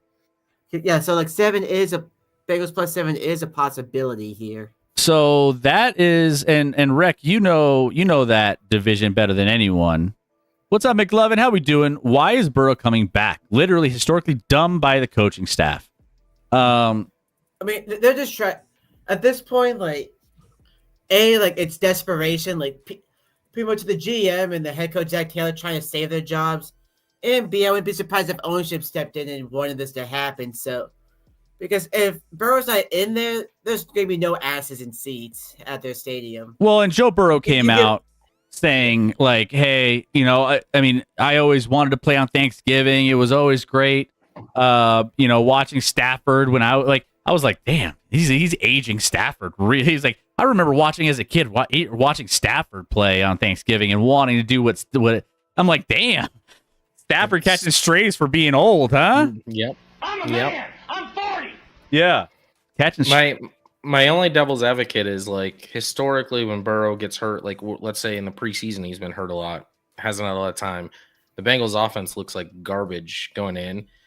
It sounds like T Higgins hurt and out for this one. Let's see. I have You get Jamar back off suspension, but I think T Higgins is out. He is out with the concussion. So you're missing a weapon. Now I don't think Baltimore has played good ball since the return of Lamar at all, and I think they've been struggling offensively. So I feel like the play should be the Bengals, but what's the over-under? Over-under currently set at 51.5. 50. I like the under actually more than Really? Yep. I like the under a lot. Under 51.5 for. Okay, so that's one. I feel like unders. I mean, between the Houston Indy under, what was the other under I liked? Kansas City. You like KC, yeah. Kansas City, Under. Dallas under 52.5, which I mean, I liked it at 51.5. The last time we did a theme, Chris, it went pretty well. Maybe we just pick 4 unders. Do we just do all unders? I mean, we're going to be feasting up, and we need to come down and create just like that relax. Watching football, you're full. You just, let's go. Should we do a theme of unders this week? Let's just do unders. See what happens. We kind of like the Washington team total under 19.5. That was another under. All right, let's do it. Let's jump in here. So number 1 here. We're just gonna change this up. So what's our first one? Gonna do KC? Sure. KC. Would you want to do like Chicago plus 7 against Philly? That's not the theme though, Rack. You're actually just going to do all unders this week. Maybe. Remember the last 2 weeks ago we did all big underdogs and didn't we go 4-0? We went 4-0 when we went all big. It was maybe we just go all small on this one. All right, what was so that's one of them. You liked. I like the under in the game we just were talking about. So Baltimore, Cincy. Baltimore, and then I mean it's a divisional rivalry. Mm-hmm. AFC muck it up. North, muck it up. Ugly. I won't see the game, but I don't know how people stay awake for that game. What lines do you have? I have 51.5. Is there a better number out there? Can we get a better number? Let me see. Let me look. It's 51.5. Where's the juice on that one, by the way? Let me take a look. So the juice on the under 63. Oh, it's pretty. 63% of the public, 59% of the money on the under for that game. But that's fine. That's not crazy. Under 51.5. Hold on. Move this over. Yeah, if we get a better number, we can do that too. I'm about to see it. Nah. I actually, there is one site that has it at 52. I'll take 52. 52. All right. That's Hard Rock. Is that Hard Rock? Hard Rock Bets is everywhere, by the way. Hard Rock Bet is it's like the latest, biggest betting site now. What does Hard Rock Bet have? KC Dallas? Is it 52? They have that at 52, where everyone else has it at 52.5. So they're the other way on that one. Boom. All right, we'll take that. Well, right. you'll take the 52.5. Yeah. The 52.5. I mentioned the under in Houston Indy, that divisional rivalry. Under 44.5 is what we talked about. Fanatics has it at 45. I'll take 45. So Houston and Indy. Do we like that one? Does that feel good? Let's do it. All right, under 44.5. And the only 45. Or 45, sorry, 45. 45. Okay. All right, there we go. Under 45. And the theme of the night is unders. And I think, do we want to do Washington team total under 19.5? Sure. Let's just do it. Go with the thing. By the way, the most powerful man in sports, the over under and the total in the Niners Browns, you can get on DraftKings for 35.5. Did you want to take the under in that? No, that's terrifying. Oh, what about Shador stats? Let's throw in some Shador stats for shits and giggles. You can get it at 36.5 on other sites, so I would take the under at 36.5 and 35.5, but I still wouldn't. Yuck. Also, speaking of the Niners, they're in a messy situation. What, Brandon Ayuk? Yep. Yeah, that dude's gone. They put all of his guarantees. So pretty much he's going to be cut with very little cap penalty. Canada. I feel like these picks haven't been studied enough. I'm going to be honest. Sometimes when we just roll the dice a little bit, it works out better. All right. I mean, yeah, sometimes you overthink it and it goes wrong. We just don't galaxy brain it as much. And hey, it's been reflected in our record 7-4-1. I mean, we've been doing okay, just winging it. So, I say last time we did a theme, it was all like massive underdogs, and we went 4-0. This time we're going all unders with our theme. And, we're going to be under the table after eating all that Thanksgiving food. And that is how our totals are going to be for our best bets of the week for Thanksgiving. So that's what we're going to do. That's what we're going to keep an eye on this weekend. I mean, I would say I don't think there's too many others that I really stood out outside of, like, you got some teasers you could throw out there. You got Green Bay as a teaser. You could tease up, tease Baltimore down, Philly down.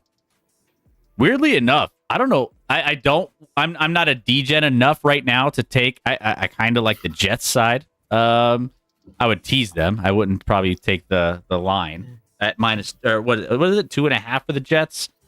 I don't know. Jets at home against Atlanta, ATL Lab. You're going against your lab. Plus 2.5. We haven't gotten fully back on the lab. ATL Lab's red hot right now. Yeah. I don't know. After beating the Saints. Red hot. Man, that Minnesota Seattle game. Seattle minus 11.5 at home. Woo. That's really, I see a 10.5. It's going up. It's Everywhere going has up, an up, 11.5 up. It's right their now. moment. It's not your moment, Chris. It's a K-pop Demon Hunters. Well, I'm familiar. Raiders minus 9.5. Giants, Patriots. Giants plus 7.5, actually. If I had a side on that one, it would be Giants all day. Jameis? Oh, we got to do Jameis, too. We got to find that clip. Where's that clip, Rec? SCG sent it to me, and it's a Facebook link that I sent to you in the group DM on Discord. Okay, let me take a look at that. I mean, the New York Giants getting 7.5? I like it. I actually. I kind of like that too. Especially with the new defensive coordinator. Defense might not actually blow a fourth quarter lead for once in their life. I mean, should we You know- get? You know who I think might be the coach of the New York Giants next year? Who? Your DC here, Chris. Joseph? Vance. I just have a feeling. I got a He'll feeling. he'll be a front runner for that job. One thing I've seen a lot of is that this coaching cycle, it sounds like defensive coaches are going to dominate. The only offensive coaches who I've heard of at all, Joe Brady, Arthur Smith, and Matt Nagy. Those are the only offensive coaches I've heard this cycle.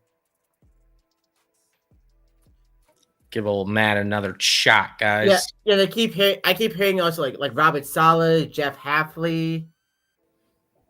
Can't remember the other names. So there's a bunch of defensive coordinators, Vance Joseph as well. And this is all coming from like Jeremy Fowler and other insiders.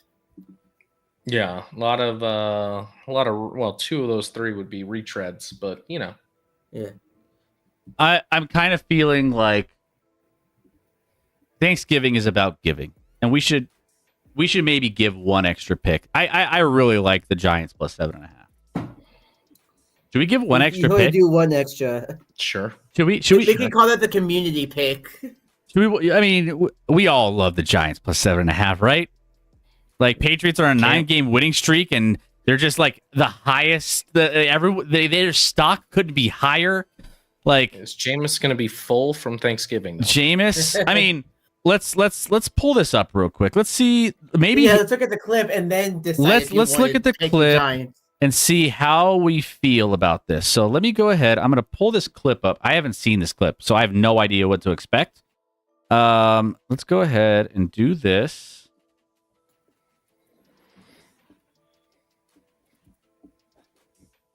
Hold on. Got to reformat this. I don't know where it's at. Where are we at? Oh, I got to log in. No, I don't. Here we go. Okay. I don't know. I'm not used to Cousins or aunties, she always ship us some gumbo for us to start off the day with some gumbo. So man, it's a beautiful thing. Taysom Hill put me on this turkey. I'm typically a ham person, but Taysom Hill put me on this Uncle Ray's turkey. They ship this turkey right to your door. You pop that thing in the oven, and I'm talking about it is succulent. That thing is juicy, it's spicy. Oh my God, it's amazing. Favorite Thanksgiving dish? Man, my wife, man, she makes some kale, collard greens, some she got a little, her family from New Orleans, so she make a nice Creole dressing. It's unbelievable. And one of her cousins, her aunties, she always ship us some gumbo for us to start off the day with some gumbo. Yeah. So man, it's a beautiful thing. Taysom Hill put me on this. Yeah. It's so far from what my Thanksgiving meal is, but I love it. Love it. I love it, man. Can I hear him say succulent one more time? Succulent. On this turkey. I'm typically a ham person, but Taysom Hill put me on this Uncle Ray's turkey. They ship this turkey right to your door. You pop that thing in the oven, and I'm talking about it is succulent. That needs to be a sound drop. That needs to be a sound drop. Make it a thing. Succulent. He's gonna write it down. Succulent. I mean, he was close to saying it right, so I'll give him credit. I am making that sound drop tonight. I will make that sound drop tonight. Sounds like we have a fifth bet this week. All right, so I mean, he's convinced me that Giants plus 7.5 is succulent. It's succulent. It's so succulent. All right, so there we go. Let me. Here's the real question, Chris: how succulent are those leftovers going to be? They're going to be absolutely succulent. Absolutely succulent. And we're not going to get enough of them. But Jameis, bring some of those as we're cutting down a Christmas tree in the cold for no reason and nowhere. All right. So that being said, I'm going to add in one more, and we're doing number 5. New York Giants plus 7.5, just for you guys. because you guys, it's the gift that keeps on SCG. giving. It's time to I give. bet the tree is going to be succulent too. Oh, the tree Oh, yeah. will not be succulent. The tree will be Bare and sad. bare and sad, and it's Kind of fine. relief. We know Chris makes a fine burrito. I'll take a Thanksgiving burrito. Why the hell not? I do my next day. I'll do Thanksgiving quesadillas where you load in everything on a quesadilla. It's not bad. It's not bad. That doesn't sound succulent. It's not as succulent, And but it's. I don't know if that works, Chris. I'm gonna be honest. Klept says, "Damn, that sounds fire, Chris." He thinks it's fire. Let's go. It's spicy. But you layer in the cheese and then all the other things, and you why, Scotty the Scrooge, not fond of the succulent of this? And I almost like anything in a quesadilla, but like I can think of 100 quesadillas that would be better than that. Oh, not that I would eat that and be like, oh, it's not bad, it's good. But like, it's just a matter of like, it's not succulent. It's not succulent. He's better. like, Scotty's like 4 out of 10. I try it. It would be like, and when I make it, it's thick. I mean, that thing it's thick. But it's With how good. many C's? Like, is there a sauce in there? Or is it just You throw a little. Well, you could do a couple different things. You could do your own sauce if you want. You can mix some ranch in there if you want. But technically, you could just throw in some gravy, and then that all mixes in pretty good. But you load it up with, if you want to have a little, STG. little stuffing. Knowing his standards, Nuts. it's probably a 2.5. Sorry for having standards. He's got different kind of standards here. But guys, what are you doing for your Thanksgiving? Hopefully you're doing some things with your family, some friends. Maybe you're enjoying that time. Let me know in the chat. And I can't, say this enough. Thank you for being here. We are so thankful for all of you. You guys, we've been doing this show. This is our 4th Thanksgiving special, I believe. And we just keep seeing the same folks coming back. And it's great celebrating the spirit of things. Like what you're saying, SDG. I'm off work this week and watching football. See? And that's the thing. We're thankful for you guys. We couldn't do this show without you. Like Scotty and I, we could do it in front of nobody, but where's the fun in that? You guys have grown this community over the last 4 years, and we are ever grateful and thankful for all of you. So thank you. This is our cheesy moment of our Thanksgiving special that we always like to The throw out succulent there. moment. This is our succulents. We're so thankful. We are thankful for you guys, and hope you guys have a great Thanksgiving holiday. Hope the Chiefs take care of business so everyone's happy. And yeah, enjoy it. Enjoy the food. Enjoy the football. Enjoy the time chilling. We'll be back on Sunday. Back on Sunday, Sunday Night Football. I need a shout out. Scotty. Not quite succulent food, but the best thing. Enjoy the time with your family, gentlemen. Thank you. Guys, if there's, I always say this at the end of every show, enjoy the people and things around you. We don't do that enough. Put the phones down. Enjoy everything going on. Be thankful, especially tomorrow. There's a lot to be thankful for. I know you guys are probably thankful for so much in your lives. We're thankful for our family, our friends, our community, our show here. So, yeah, big ups. Go enjoy some football. Put the phones down. Unless you're monitoring all your under bets that you place because you're going to be cashing in, then Yeah, you'd have- SCG wants a shootout in the KC Dallas. No, thank you. No. We need the under there. We need the We under. need the under. We need the under. The Chiefs are only going to have 4 drives, and they're going to hold the ball the entire game. It's just what they do. So 4 drives, and both teams are going to score touchdowns on all 4 of those drives. 28-28 going into overtime. yes, We lost. Thank you, Baby Blue Devil. Thank you, Riley, for the sub. Thank you for the Evil for the bits. Thank you, Medic, for the bits. And all of you guys that joined us here tonight. Have a happy and safe Thanksgiving. Anything else? Am I missing anything else? I think that's it. No, I don't think so. I think we covered it all, guys. Yes. Before you go, I want to shoot out. Who wants that shootout? I see that. I see that. All right. We're gonna send you over to. Amon Green is on right now, by the way. Oh, remember Amon Good Green? old- So is Wiz Khalifa. Is Wiz Khalifa on? I mean, Yeah. It's got 1.1 thousand views, so. you know what's funny is, dude, Scotty, how would a gummy make Thanksgiving tomorrow? I don't know if Well, that's we've established that maybe- Sky doesn't do very well on gummies. No, maybe better. Maybe better than what it would be otherwise. There's gonna be so many people, so many children, so many. I also see for you that apparently Altitude Sports Radio is on Twitch. Yeah, they don't really. They're probably just covering the post game of that. They basically only just do radio, and they don't They don't look really. at Twitch at They all. don't look at Twitch at all. Yeah, they're kind of weak. So they don't understand the Twitch game like we do. So yeah, they would just be like, You do do have more views than Altitude. see, shout out, boom, we're beating Altitude Sports. We'll take it. Hell yeah. Guys, hit that follow button if you're new to the channel. Make sure you guys are joining us. All right, let's go.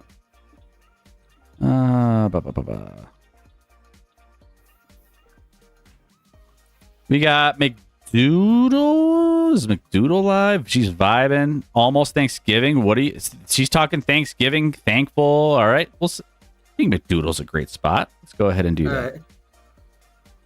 All right. Let's do Tell her it. about those leftovers. Yeah, ask her what she does with her leftovers. What do you guys do with your leftovers? By the way, you can make a good so I've made a quesadilla before.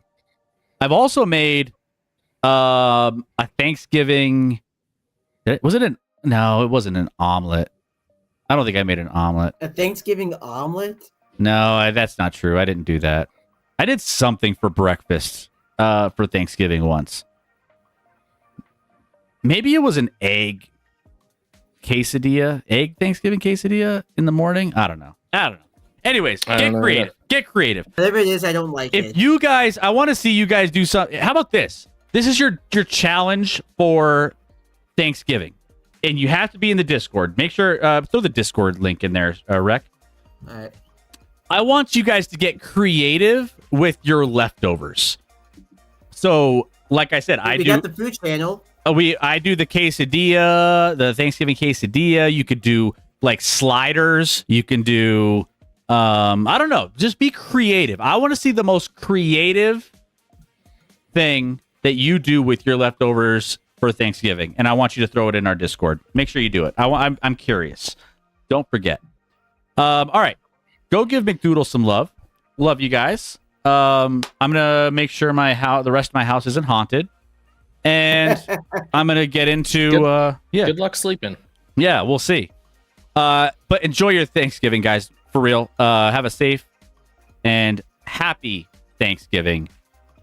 We love you, and we will see you back here Sunday night for Sunday Night Football. Love you. Love you guys. Deuces. Hi, everybody.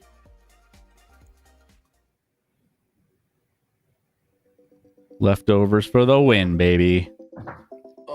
You would never live that down. Leftovers. Gobble, gobble. Bitches. All right, fellas. I'm exhausted. Went to Great Wolf Lodge the last 24 hours.